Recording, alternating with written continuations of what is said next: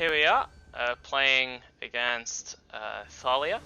This is actually a rematch because we have played in the previous season, season 1 I think.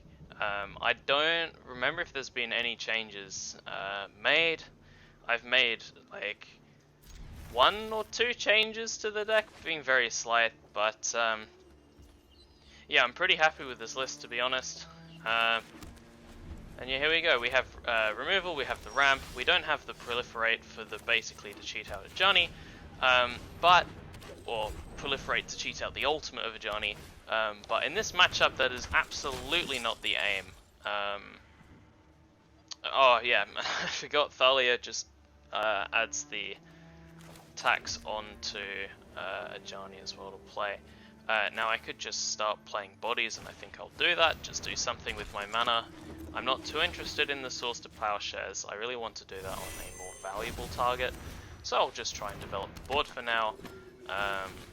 Again, like, the goal against aggro is different from the ultimate plan. We just want a bigger board, put up all the stops and just not letting them attack, not letting them get through, and then eventually just playing the typical green plan or mono green plan of just being better, bigger, better, and larger, and then just crunch through. Here we come, blocks. First strike will literally kill both of them. That's fine. Now we can lead with the Ajani here, or I can hold up source to plowshares. The only problem is if I hold up source to plowshares, I can't do anything else. I could also try and adapt the incubation druid, but that's a little bit liable. It's a bit weak to opposing removal spells, and that will get me really good, unfortunately. The alternative is just to cast Ajani here. That will tap the druid. I can make the Guardian of Angels 4/2s. Unfortunately, that doesn't really make them better at blocking. So I think what I'm actually going to do is I'm going to play a little bit risky, and I'm going to try and adapt the incubation druid, and next turn have access to much more mana. And I'm also going to go for a block as well, I think, with the druid. If combat trick gets me, well, there's not many combat tricks that get me either, right? Because the 3/5, I just won't block the Hello Blade. I'll block maybe like the Hopeful Initiate. They need +3 power to get 3 Druid, so it's not going to be a combat trick that gets me here. It's more going to be that removal spell. Maul of the Skyclaves is a very powerful one, but now we know they're tapped out. They're not going to hit me for, well, okay, they're still going to hit me, but they're not going to crunch through the incubation druid. If this is the only attack made, I also have the option to source to plowshares, which isn't terrible against an indestructible card. But this is going to be a repeatable threat, and I think I just want I can just take 5 life. I'll have access to 3 + 5 mana, so I'll have 8 mana. Quick maths. And then I can play Vivian and hold up Source to Plowshares in the same turn. Unfortunately, I do have to tap the Druid to do that, but I do get a blocker, so I'm just going to take the damage here, and I'm going to adapt the Druid.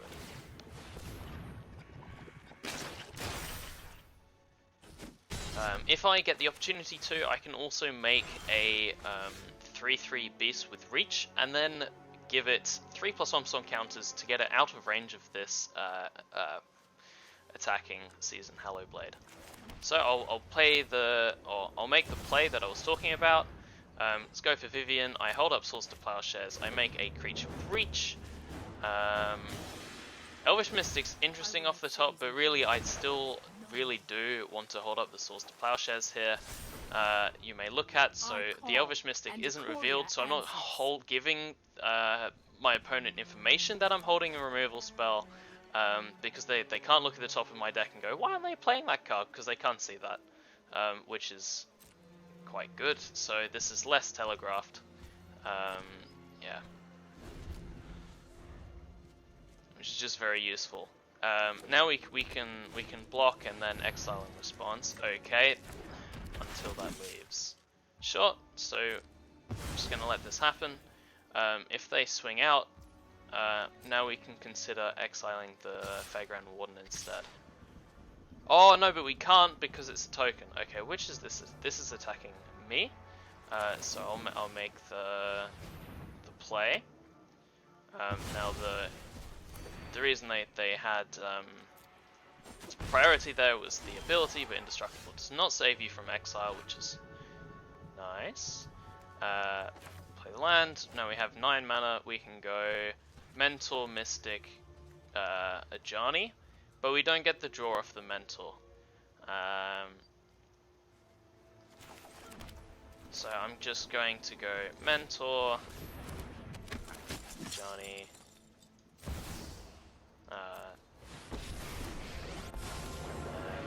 make a creature with reach, and then I'm going to buff the creature with reach so that it is big enough to block anything that might be coming my way. I'm going to hold the Mystic in my hand as well, because the Mystic now will act as sort of like a cantrip with the Mentor of the Meek. If I just play it here, it doesn't. I lose that ability. Okay, Elite Spellbinder. I mean, that's fine. It's a 3 mana cantrip, which means it's not a cantrip, but that's completely fine. Yep, we're holding the fort. Ajani off the top is very good. I think I did take the first turn, so this unfortunately enters tapped. But here, if I play this, I actually am 1 mana short. Does this look... Oh, this draws. This can draw Ajani. Excellent. Wow, I really should know my deck. Okay, it also costs 7. Okay, I'm gonna make a creature with reach. Yeah. Now I can exile target creature, but I think just the +2 is quite powerful. So I'm going to go for this. Plus, if I ever get to the -9, it probably will be GG anyway. Only 1 creature, wow, okay. I should have scryed away the land first. Whoops. And now I want this on top. So, punished a bit for the misplay. I'll play the land here and just pass the turn.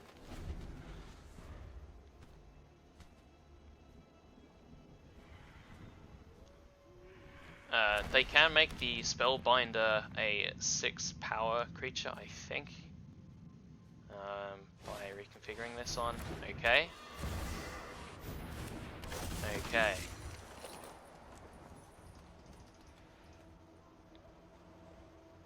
This isn't a big issue, like the sacrifice ability, because we've already got a lot of the creatures down already.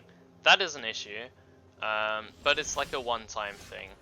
It also protects only against 1 color, so I can't protect because I don't have reach on those.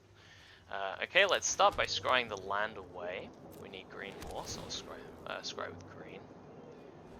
Scry the land away, see, okay. That's an interesting one. We can add a counter of any kind to any kind of permanent. I can just play it off the top. I think I will. And then add the counter to Ajani Undying, as we want to get close to that -9. And then a Brawl Graze is okay. It's another reach creature, that's fine. God Eternal Oketra is good. Yeah. Don't need to pay the 1. Because I can literally cast the top card of my library anyway. Dust to Dawn is not very useful, but that being said, I'm very quickly getting to the board state where that doesn't matter. I can also scry it away with the Johnny's +1, put it on the bottom, and then I can go for oh, that's a castable card.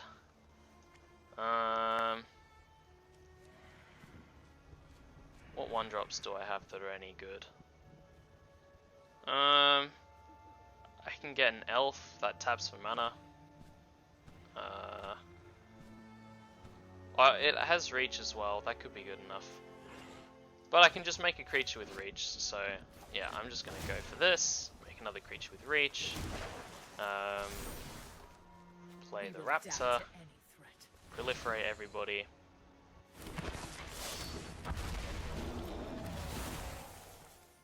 Can't pay for that, that's fine. Proliferate. And plus Ajani. This is your moment.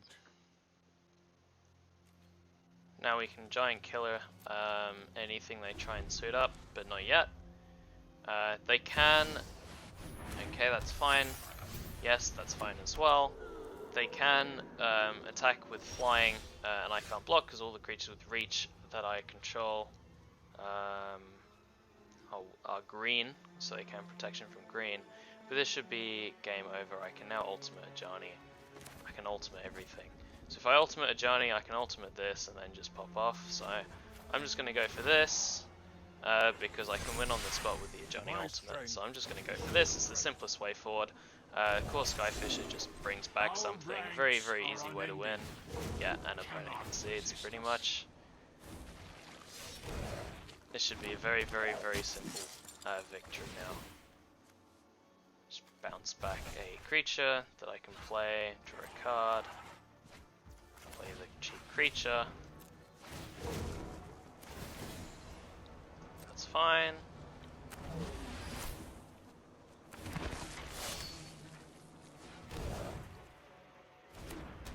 I have 3, 4, 5, 6, 7 mana available. I should have tapped this for mana first. 7, so I actually can't win this turn. But play shall I?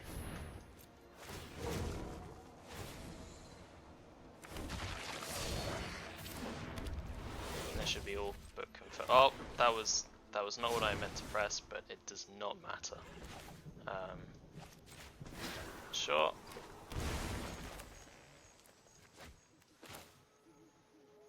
Oh no, this is game over. Okay, because I can tap this.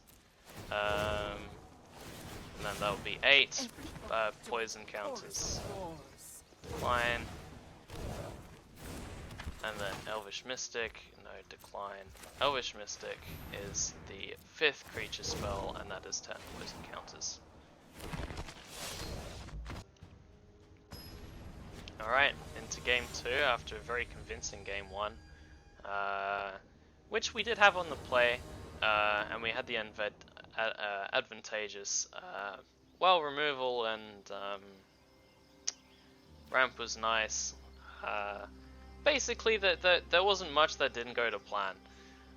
This hand, we have the Crossroads, which will enter untap, but we're probably going to use that as a scry in this hand. Lead with the Skyclave Apparition, but it will be a turn late because we get to turn 3 second, and they'll have a turn with Thalia and something else. This hand is unfortunately very, very slow. But if we can get to the power plays, we should win, but it's very risky. Currently we can only cast 1 card in hand, and to cast the rest of the cards in my hand, or in this hand, I'm going to need to draw more land, which is not going to be cheap spells, so this might honestly be a mulligan. The Skyclave Apparition really pulls this all together. But it could lose very quickly if they have removal and they simply just get a body, so I'm actually just going to mulligan this. This is much better. We can ramp into the Welcoming Vampire. The Arboreal Graze will hold them off for a bit. Drawing the tap land is very nice as well. Now we can actually cast the Revolutionary. And we can start already in front of our opponent and lead with Welcoming Vampire. Get very quickly to God Eternal Legetra. Go from there. This does give +1/+1, so they can attack in if they equip it, but that being their turn is very slow, so this should hold them at bay for the moment. See how they add to the board. Okay, I'm not in the business of losing Welcoming Vampire, but I am in the business of trading the Grazer for a combat trick. Fateful Absence is completely fine, and we still preserve our life total, and that was going to eat removal anyway. so there's just no negatives really to that play. Unfortunately, I can't double spell here, but I'm going to try and set up the. Oh well, I was going to say early God Eternal Ketra, but actually, like, I'm just going to be able to hardcast it with just the lands alone anyway. This is fine. They're not adding to board. We're taking only 3 damage. Okay, we have less mana, but as I sort of mentioned, we can very much just hardcast this off the lands alone. May as well draw in response to the attack, see if we find anything. Actually, we couldn't ever find anything because they would have the non-creature spell tax. But as soon as this sort of slams onto the battlefield, it's going to be incredibly hard for them to win the game. Next turn I can already double spell with Redain and Morphist, which will make 2 4/4s, a 3/3 and a 2/3 Vigilance flying. I'm not in the world, like, I'm not interested in losing God Eternal, even though I could probably get away with blocking there. Okay, that's fine. Oh, that's tempting. That's tempting. It removes their board, gets rid of the Serra Paragon, and we can just buy back the God Eternal Ketra, just put it straight back into the library, 3 from the top, and get there much slower. I think that's what I'm going to do. As much as making a big board is tempting, I dislike the idea of them keeping a Serra Paragon around. That being said, I could just go for Redain Morphist and next turn Ajani, make the flying creature bigger than the Serra Paragon and it doesn't matter. We always play the land. It's the minimum.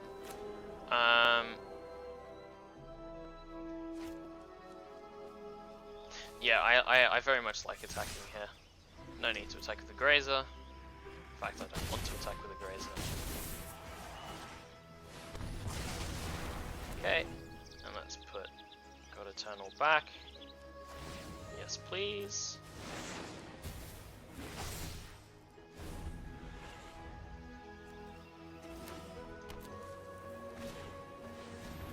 Guardian's quite good. Okay. Still at a very healthy life total. I can make the Arboreal Grazer quite big, or I can play the Druid and Redain.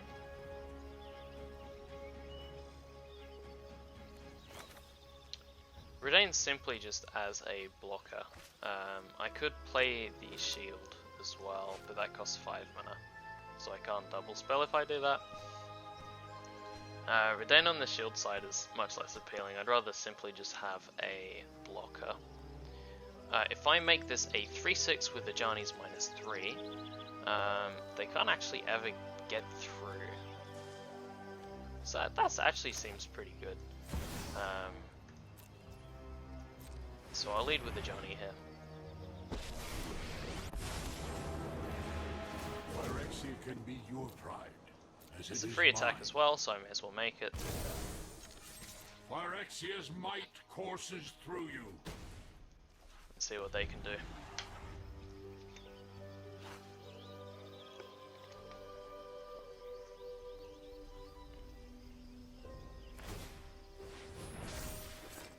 Okay. Now this gets them to 5 attack, but not 6.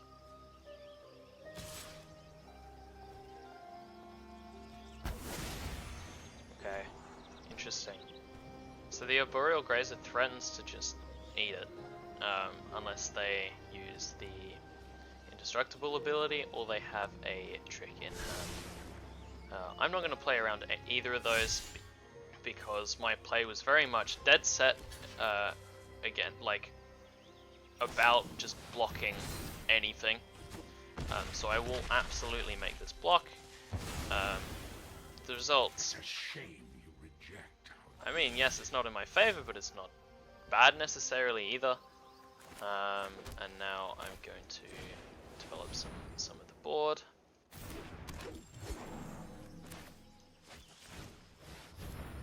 Keep the shields up just a little bit, and eventually we're going to try and stem the bleeding that we're going to be receiving from this Guardian, which will be hitting us 5 every turn.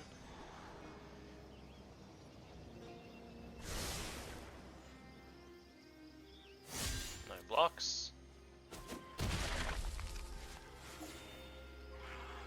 Presumably they have an answer for God Eternal on the top. Okay, that hits the Revolutionary. Not ideal. Is what it is. We have to lead with this and just pass.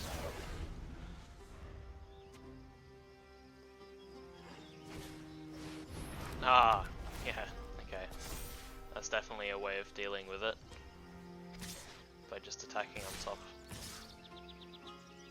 Okay, well... So I can always trade, but I can always just take the free block as well.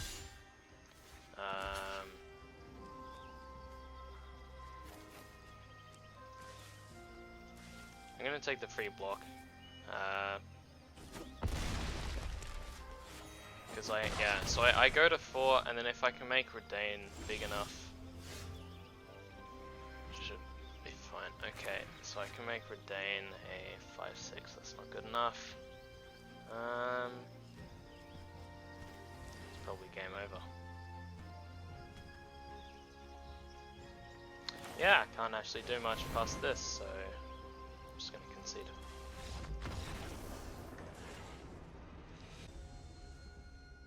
Into game 3. This time getting the play again. Unfortunately, the lands really hurt. 2 tap lands. That is just not maintainable. This hand similarly isn't really maintainable. Missing white mana, so we're dependent on drawing a white source. We're depending on also drawing some serious action because this hand does not have that action. I can Sky Shroud into an elf that taps for mana potentially, but if I don't get that and I get unlucky, say, and I just draw something that proliferates, I could be really stuck. I'm not interested in losing like that. This hand simply just has mana, so I'm going to keep it. We have plays as well. Unfortunately, Core Skyfisher isn't really a playable card, so we just have to pass the turn. Playing it, I don't want to bounce the land because then we get behind too quickly, and I don't want to bounce itself because then what's the point of playing it in the first place? Visionary, try and dig to some more action.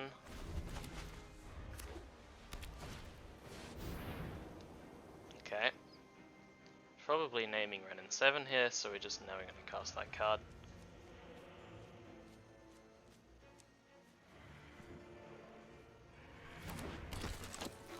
Okay, naming Ajani is reasonable as well.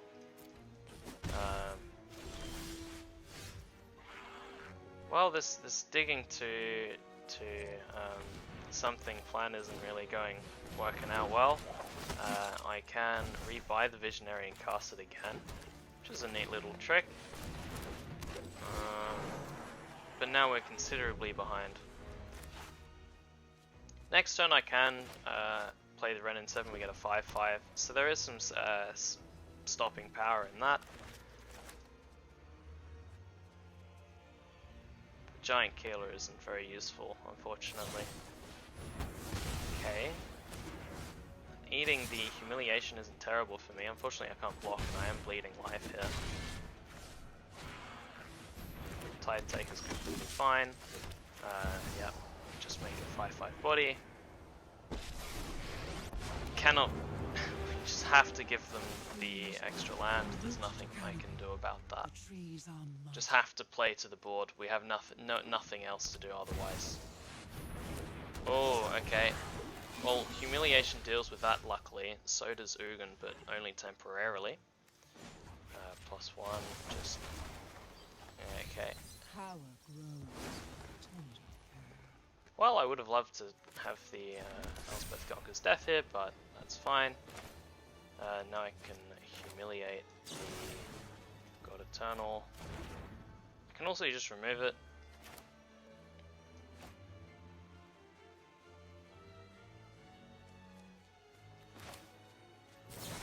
I want to humiliate them because I don't want to give them extra mana at all, or extra creatures at all.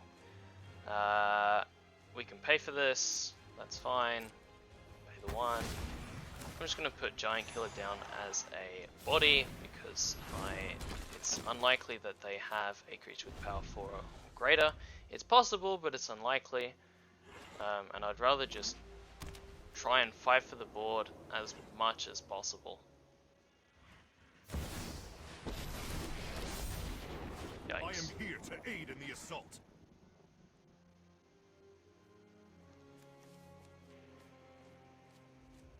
Okay, well, nothing gets through the 6/6 Prepare body, for battle. but they can just go around it. Hence the necessity to try and clog up the board as fast as possible. Well, here it's a free block, so I'll make the free block. Okay, and that was the turn. Interesting. I can Renin 7 for another body, which I think I will do. That's basically all Renin 7 had to do, is keep me alive and well and healthy. I can Ugin away the Gideon. If I lead with the Ajani, there's not really much I want to put counters on. I could lead with Bounty Agent as well, which threatens the Gideon as well. Or I could just play Ugin and make it 2/2, which is, I think, is actually what I'm going to do. I can pay the one here, which I will do. I don't really want to block with the Visionary. I can, but I don't really want to. Just make the body and block. We are trying as fast as we can to clog up the board, basically ASAP, so Paragon's quite powerful. But we're on our way. We're on our way to keeping the board stable. Share in my light. So they can bring back the Tide Taker if they attack. Okay, they don't. Okay, I shall cast Ajani here, see what we can find. We'll pay the one. Really don't want them to be drawing into any action. Why resist us? I'm confused. Phyrexia offers purpose for all. Oh, that's because the anointed Peacekeeper stops me from doing anything I want to do. I see. Okay, that might have been a misplay. That's fine though. I'm just going to make another creature.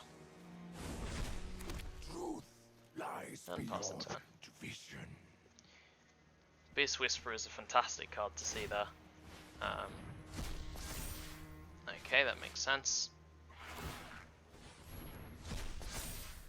So we should also be on the lookout for permanents we're putting into the...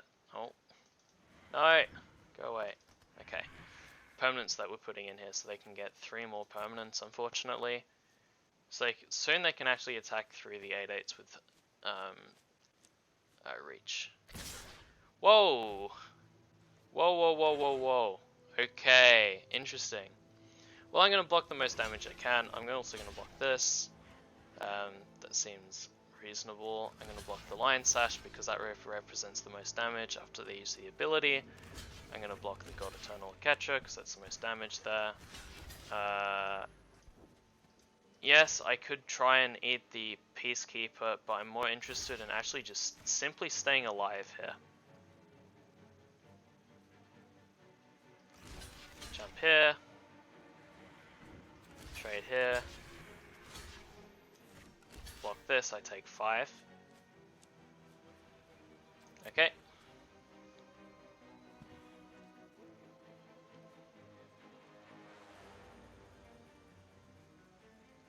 Presumably they can save a creature here.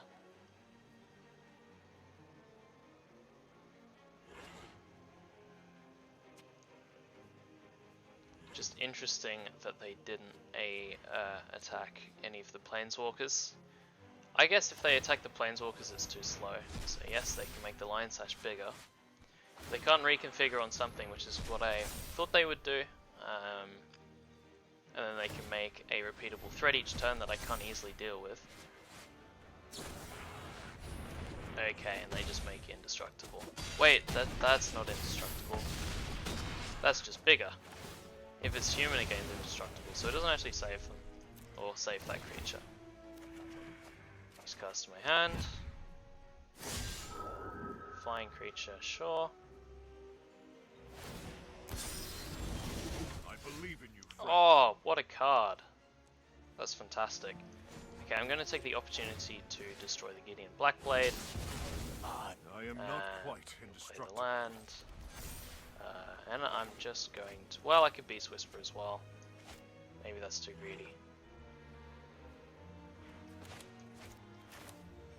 Just make as many... Add as many creatures to the board as humanly possible.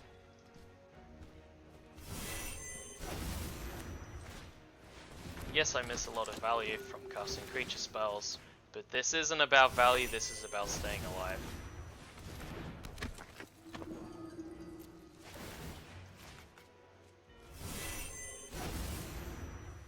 Now I can +1 as well.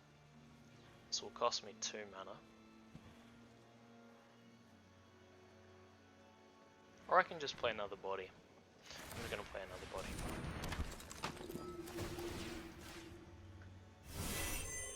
I could also attack as well. But then they can start attacking much easier if I attack. So I'm gonna hold off for just a turn, and then next turn I plan on beginning to threaten their life total. I didn't like the fact that they can attack with Thalia really well into my board if I attack with a 9/9.